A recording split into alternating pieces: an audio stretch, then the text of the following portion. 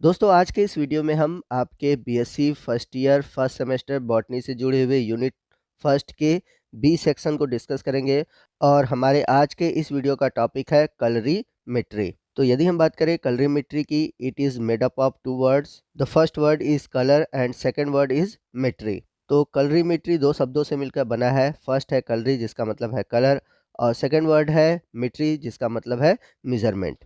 तो simple way में कह सकते हैं कि कलरीमेट्री का मतलब होता है measurement of colour and the instrument which are used to measure the colour is called colorimeter. तो जिसके द्वारा हम कलर को मेजर करते हैं उसे हम बोलते हैं कलरीमीटर। तो यहाँ पर मैं आपका एक डाउट क्लियर कर दूं कि कलरीमेट्री कैलोरीमीटर से अलग है।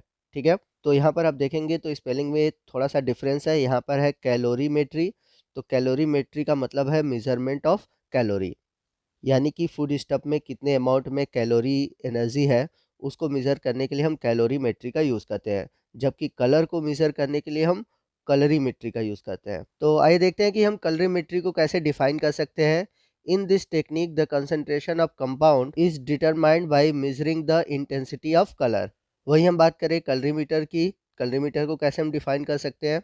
दे are simple instrument which measure the intensity of transmitted light through the colour solution.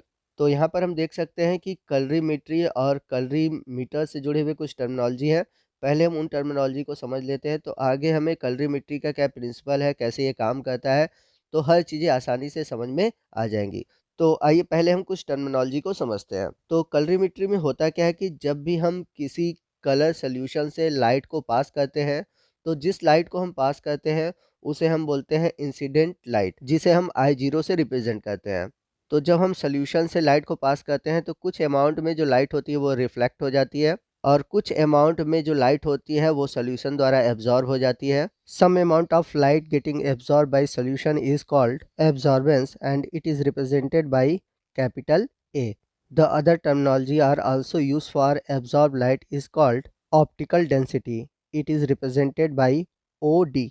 तो सॉल्यूशन द्वारा जो भी लाइट इंटेंसिटी को एब्जॉर्ब किया जाता है उसको हम बोलते हैं एब्जॉर्प्शंस, इसे ए से रिप्रेजेंट करते हैं।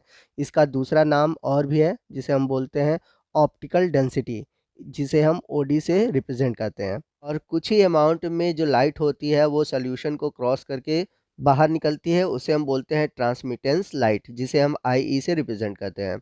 तो जो ये ट्रांसमिटेंस है वह सॉल्यूशन के कुछ बातों पर डिपेंड करता है, जैसा कि nature of light absorbing substance, यानी कि उस सॉल्यूशन में किस तरह के लाइट एब्जॉर्बिंग सबस्टेंस है। दूसरा, कंसंट्रेशन ऑफ सबस्टेंस, यानी कि उस सॉल्यूशन में जो कंसंट्रेशन है वह कैसा है, डाइल्यूट है या फिर कंसंट्रेटेड है। उसके बाद वेवलेंथ ऑफ लाइट, किस वेवलेंथ की लाइट को हम सॉल्यूशन से पास कर रहे हैं। और फोर्थ कंडीशन है लेंथ ऑफ पाथ। तो इस तरह से हम जो ट्रांसमिटेंस है इसके लिए एक फार्मूला निकाल सकते हैं। Transmittance is equal to I E upon I0। तो आई ई यहाँ पर क्या है, आई ई है ट्रांसमिटेड लाइट और I0 है इंसिडेंट लाइट। आइए नेक्स्ट हम बात करते हैं प्रिंसिपल ऑफ कलरीमेट्री, यानी कि जो कलरीमेट्री का सिद्धांत है वह किस प्रिंसिपल पर आधारित है। तो जो कलरीमेट्री का प्रिंसिपल है वह कलर इंटेंसिटी और सॉल्यूशन के कलर पर डिपेंड करता है।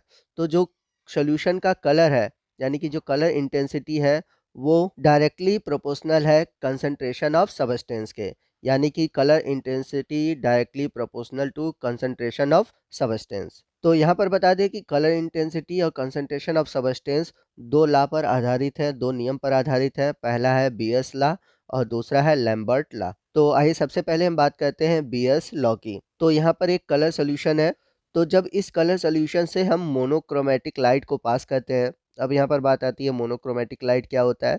तो यहाँ पर सिंपली मैं आपको समझा देता हूँ मोनोक्रोमेटिक लाइट, इसके बारे में आगे मैं आपको डिटेल में बताऊंगा। तो जब हम एक ही कलर के लाइट को यूज़ करते हैं तो उसे हम बोलते हैं मोनोक्रोमेटिक लाइट। तो जब हम लो कंसंट्रेशन के सोल्यूशन से, यहाँ पर आप देख सकते हैं कि जो सोल्यूशन हमने लिया है उसका कंसंट्रेशन लो है, तो जब हम लो कंसंट्रेशन सोल्यूशन से लाइट को पास करते हैं तो वहाँ पर जो ट्रांसमिटेंस होता है वो अधिक होता है। लेकिन अगर हम सोल्यूशन का कंसंट्रेशन बढ़ा देते हैं तो उस कंडीशन में क्या होता है, लाइट जो पास करते हैं, मोनोक्रोमेटिक लाइट पास करते हैं, उसका जो ट्रांसमिटेंस होता है वो कम होता है। तो कहने का मतलब ये है कि जो डाइल्यूट सोल्यूशन होता है उसमें जो एब्जॉर्प्शन होता है लाइट का वो कम होता है और जो हायर कंसंट्रेशन का सॉल्यूशन होता है उसमें जो एब्जॉर्प्शन होता है लाइट का वो अधिक होता है। तो जितना अधिक एब्जॉर्प्शन होता है उतना ही कम ट्रांसमिटेंस होता है। अब यदि हम और कंसंट्रेशन बढ़ा दें तो उस कंडीशन में देखेंगे जब हम मोनोक्रोमेटिक लाइट को पास करते हैं, मोनोक्रोमेटिक को हम ऐसे भी डिफाइन कर सकते हैं, लाइट ऑफ सिंगल वेवलेंथ।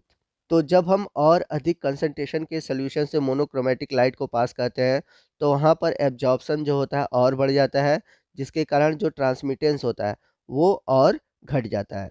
तो यहाँ पर इस एक्सपेरिमेंट में हमने क्या देखा, आइए इसको हम समझते हैं। तो यहाँ पर हमने देखा कि जो कलर इंटेंसिटी है और जो एब्जॉर्बेंस है वो एक ही डायरेक्शन में है, जबकि जो ट्रांसमिटेंस है जस्ट इसका उल्टा है। तो इस प्रकार से हम देख सकते हैं कि बीएस लॉ कहता है कि जो कंसंट्रेशन ऑफ सबस्टेंस है वो डायरेक्टली प्रोपोर्शनल है एब्जॉर्प्शंस के, और जो ट्रांसमिटेंस है यह इन्वर्सली प्रोपोर्शनल है। यानी कहने का मतलब यह है कि अगर हम सबस्टेंस का कंसंट्रेशन बढ़ाते हैं तो वहाँ पर एब्जॉर्प्शन बढ़ता है, परंतु जो ट्रांसमिटेंस है वो घटता है। तो अभी हमने बीएस लॉ को एक्सपेरिमेंट के थ्रू समझा।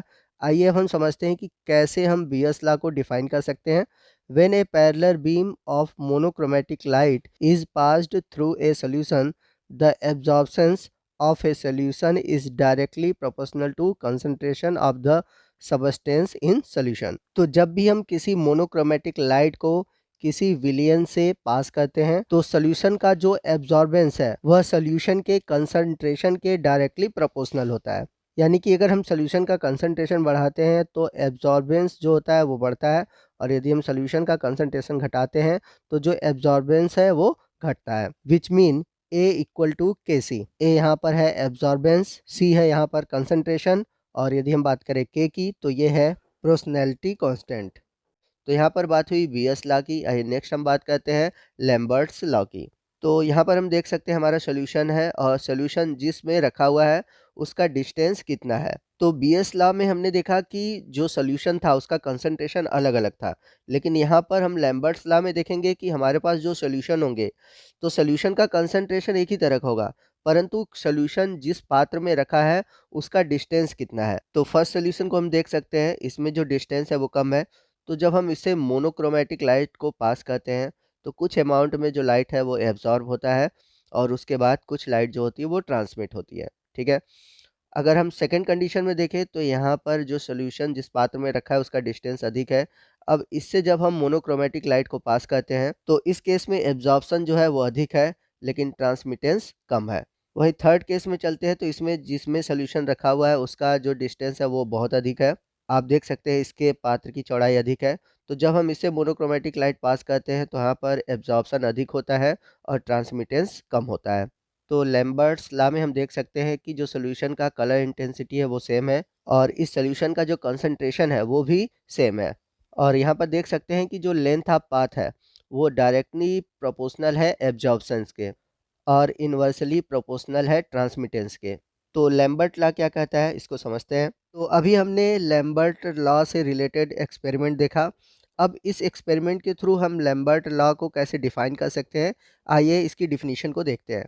When a parallel beam of monochromatic light is passed through a solution, the absorbance of a solution is directly proportional to length of the light path. तो कहने का मतलब ये है कि जब भी हम मोनोक्रोमेटिक लाइट को किसी सॉल्यूशन से पास करते हैं तो सॉल्यूशन का जो एब्जॉर्बेंस है वह डायरेक्टली प्रोपोर्शनल होता है length of the light path के। It means A equal to K L. A यहाँ पर है एब्जॉर्बेंस, एल है length of the light path. तो यदि हम लैम्बर्ट लॉ और बीएस लॉ को एक साथ मिलाते हैं तो हमारा फार्मूला मिलेगा ए equal to K C L. तो इस प्रकार से हम देख सकते हैं कि जो एब्जॉर्बेंस है वो डायरेक्टली प्रोपोर्शनल होता है सॉल्यूशन के कंसंट्रेशन के या फिर length of the light path के।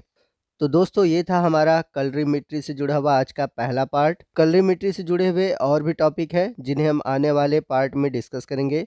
तो आपको आज का पहला पार्ट कैसा लगा कमेंट करके ज़रूर बताइएगा। वीडियो अच्छा लगा हो तो वीडियो को लाइक और शेयर करना मत भूलिएगा। और यदि आप हमारे चैनल पर नए हैं और अभी तक आपने हमारे चैनल को सब्सक्राइब नहीं किया है तो प्लीज़ हमारे चैनल को सब्सक्राइब कर लीजिए, ताकि जब भी मैं इस तरह की वीडियो अपलोड करूँ उसका नोटिफिकेशन आप तक पहले पहुँचे। तो दोस्तों मिलते हैं अगले वीडियो में अगले टॉपिक के साथ। तब तक के लिए जय हिंद, जय भारत।